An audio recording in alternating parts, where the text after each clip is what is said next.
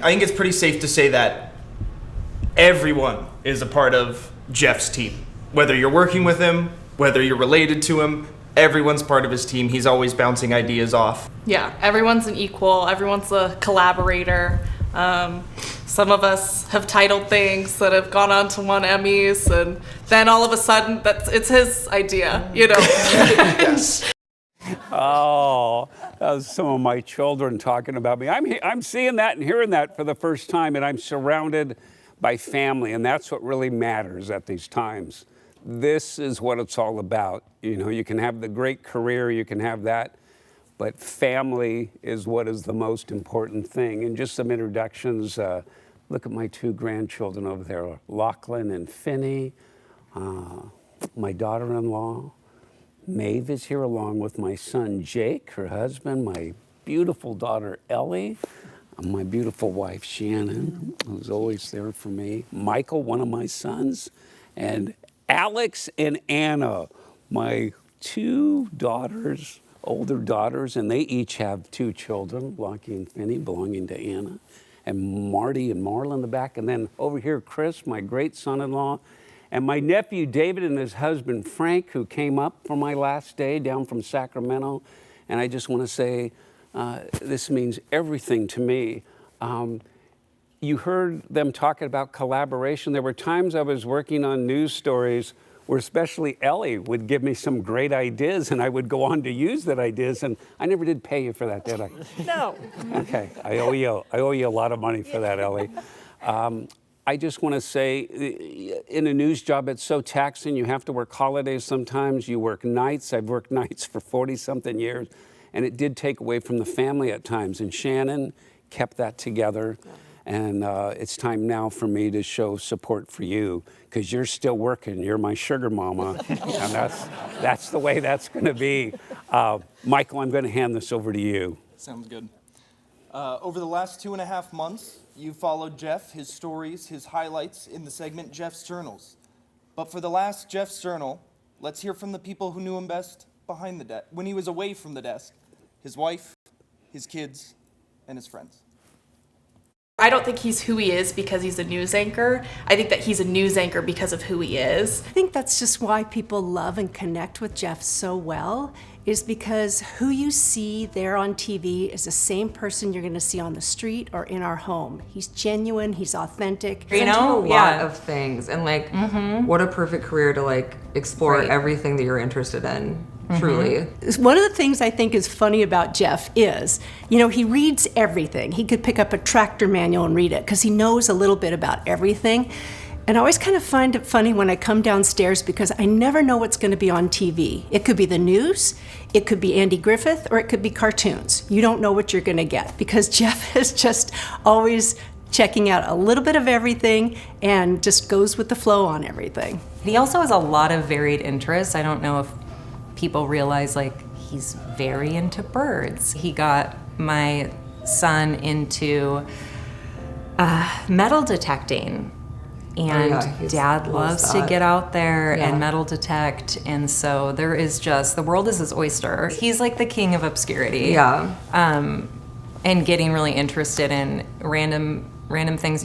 He's such a storyteller and a connector, and he's really skilled at being able to bring everyone into a conversation and make everyone feel so welcomed. So he gets approached actually quite a lot. A lot of times people have met him places, and he will always try to remember that person or make them feel like they're remembered, which is really great. If somebody comes up to him on the street, he greets them warmly. If he's met them before, he has an incredible memory. He remembers everyone's name. And so, you know, being younger and watching, even if we're having a serious conversation, somebody come up, he's still going to acknowledge them and make them feel seen and important.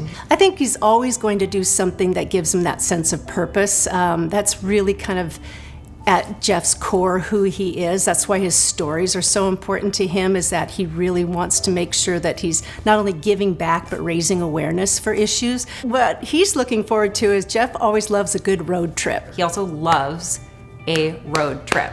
It feels like he always tries to pitch a road trip where he always talks about, I'm thinking about going on a road trip for, every year for vacation or whatever. He found a lawnmower part out in Ohio. Oh, yeah. And he used that as an excuse to pick me up from to college. pick me up from college. He had cross country almost. Yeah, road he's trip. like, I gotta pick up that lawnmower Yeah. part.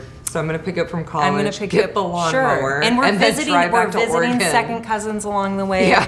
I think going on a road trip with my dad's really fun because to him, the road trip is the vacation. Like the journey itself is what he's excited about. He doesn't care where he ends up. He cares that he's in the car driving because everything is a story to him. And so every little like sign of, I wonder what, he's just so curious and just drawn to life's like idiosyncrasies.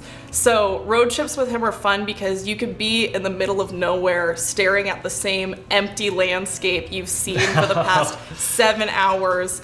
And all of a sudden, one tumbleweed has reminded him of this time where he did this. And so there's lots of stories. It's always But those are my best memories with Dad because he's not distracted and he loves driving so his head is clear. Yes. And he doesn't have to worry about work or anything else. And then we go and do the stupidest things, like the biggest corn display in Iowa. I Did would you never. guys do that? Yeah. Yes, I have a picture of him with a like this tall corn thing, You and have I'm like, some this is really- so silly, but he loves it. But yeah, I mean, it's just kind of like he just wasn't afraid to like try things. He never really was, but especially on a road trip, like he's just not afraid to be like, yeah, what's the worst that could happen? Like, I don't know. So I think he's going to get his little camper van that he's looking at getting, and he's going to hit the road and do Route 66, and I don't know what other routes. He's got big books and all these road trips he's going to take. So I think he's really looking forward to that. I think we're all pretty proud and pretty happy for him, and we'll just have to see kind of what the next chapter brings. He'd always start the sentence with, if a guy, and they'd launch into, if a guy had this business, a dog washing business, they could make money, so much money by doing blah, blah, blah. Because my dad will always say, like, if a guy had a machine and he could make those little donuts and we could sell them at the football game or whatever, like he'll always kind of think of a way that you could have some kind of fun thing and make it like a side hustle, or how much people would love that, you know? Yeah. You know, if a guy had an Airstream trailer and converted and put a kitchen in there, it would be a good food truck. You know? Yeah, if a guy. Square burger. I've never Yes. heard them It's called that, like, but yeah. Well, all the if a time. guy made a really good hamburger in the shape of a The shape square, of a square. you'd call it square burger. Square pizza, yeah. Yeah, if a guy. Guy. I mean, his mind's always working. He's always got ideas. So he's never going to run out of ideas. Yeah. He is the always time. the guy. Yeah. Also. Yeah, in this if a guy, he's it's always not the guy. some kind. It's him. He's the guy. He wants to do all of those things always. Yeah, I he mean, just well, now that he's retired, I don't think his job is stopping him from doing that anymore. Square burger is Square in burger. the making. Could be. I hope he does more of the things that he couldn't do because he was working, not like the creative stuff. Like go drive by yourself Right. with your arm out the window, that like up through Canada. Like do all of these Right. things. We can take a lot of time off. I don't think he'll ever leave KOIN in a sense. Next mayoral election, I could definitely see him as a correspondent or something like that with all his intel and knowledge on the city policies. But yeah, I don't know. I think for him the toughest thing is to choose, because it's not really just go to a beach or start gardening or metal detecting or painting, or it's kind of all of them. It's I think it'll be bittersweet, but in the end, I'm very happy for him that he always said that he wanted to retire on his own terms and not be forced out or anything like that. And I'm glad he's gotten the opportunity to sort of say farewell in such a meaningful way to everybody. I'm very proud of him and always have been and always will be. He's an incredible person. He's an incredible journalist. And he's an incredible husband and father, and I love him very much. Wow. And here I am surrounded by not only my family, but my coworkers. And thank you to all of you.